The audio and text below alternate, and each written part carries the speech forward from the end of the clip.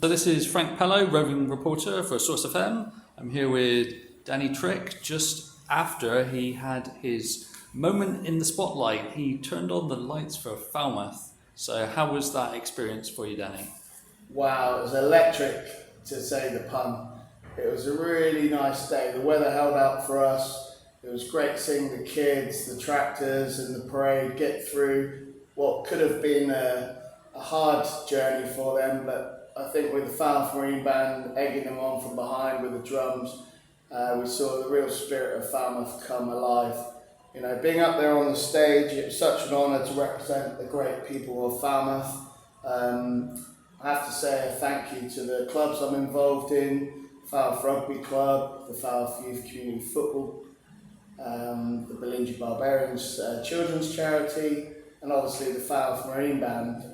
Somehow, amongst all those people, they've managed to nominate me, get me on stage, and it was really my proudest moment, really, to just represent all those people that I see from week to week that represent and build the clubs and sports groups that we work within. There's so many unsung heroes. I felt like I was representing them, and to end with a tribute to them I felt was really fitting. You know, at the Falmouth Carnival this year, we brought floats back.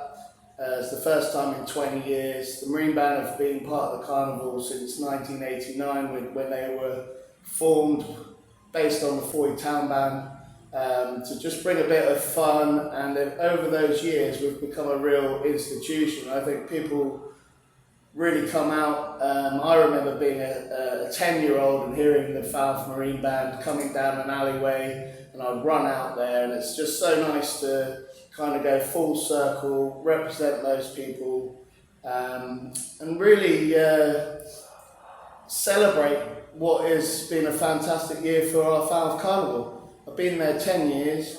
It's taken a lot of effort to try and get us to a point where we could get floats back. We had a bit of a dip the year before, which in a way worked in our favour. The energy, the spirit of the town when we did the carnival, I think it was still going for about 3 or 4 weeks after. It probably still is now, actually. The energy I could feel out there, there's a real support from the town, and I think next year is going to be a really big event.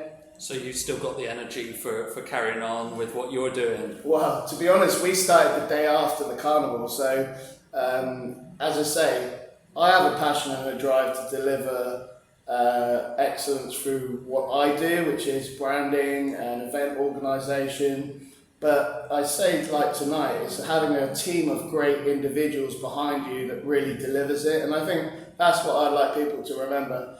As I said a few minutes ago, the people that put their torches up, there's a lot of little groups, communities that are basically requiring the funding. You keep hearing about, you know, the economic crisis. It's quite hard for local groups, charities, people that help with mental health, food banks. That's actually what the Falmouth Carnival is about. You don't see that on the day, but come January, we'll, under ballot, divide the money that we have raised, give it to those groups. And when you hear the stories, the things that the people actually say about what it will do to the community, the benefit, that's actually what the carnival's about. I know the frivolity and the Falmouth Marine Band and a bit of jesting. As I said, it's a drinking band with a marching problem up there on stage, but there's a serious side to all of this. It's about helping the community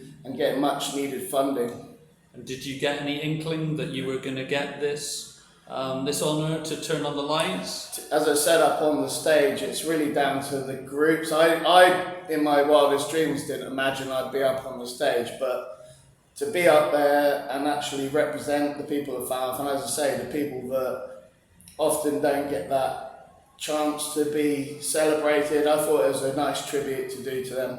And there's a lot of big characters in the Marine Band, a lot of people that you... Well, I said it's a team of great individuals, and I think that's what people should remember. A lot of people try to pigeonhole people to all be the same. It's actually our eclectic mix of people. If you think about the Marine Band, you've got oyster dredger people, you've got got skilled craft people, you've got people like myself that are in the creative industry, you've got taxi drivers. It's actually a big mix and a pool of different people, but they come together to deliver a bit of fun at its basic. Like, we really just want to engage and create memories for the people that see us. So for us, that's important. And then at certain times we collect money.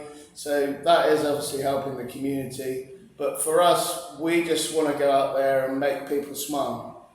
And what do you think about Christmas lights and Christmas in general? Is it a season that gives you a smile on your face? Well, I think in this day and time, you have to be careful how you go about it. But for me, it's a festive spirit. It's about looking out for other people. I always say, and I heard this in the week from a good friend, don't ever look down on someone unless you're helping them up. So I think that's what Christmas is about. And I think that's what tonight was about. Everyone coming together to celebrate the lights. Whatever religion, whatever faith, but as a community, being a cosmopolitan group that accepts everyone. And what was your preparation for turning on the lights? What did you practice, or did you? Well, it's funny because from the different community clubs that I've been going to and doing my normal role, everyone's obviously been coming up and saying, "Well done, Danny, can you come and switch my lights on?" And I actually thought of a great idea. Why don't I help people switch their lights off? I could go around town about 12 o'clock. If you leave a mince pie out for me, I'll get that.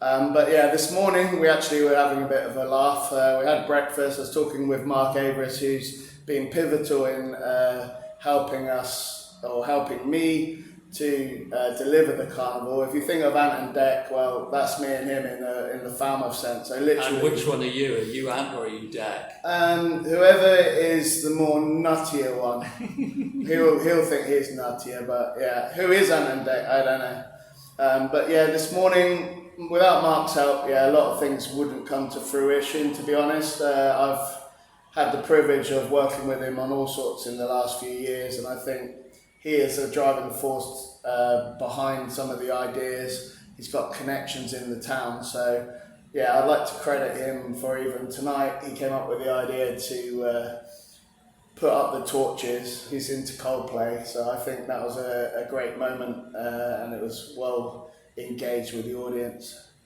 I mean, like you say, it's a community thing. We're all coming together, we're celebrating, and I just want to thank you and all the other volunteers and people who do such a great deal for Falmouth. This is Frank Pallow signing off, back to the studio for Source FM.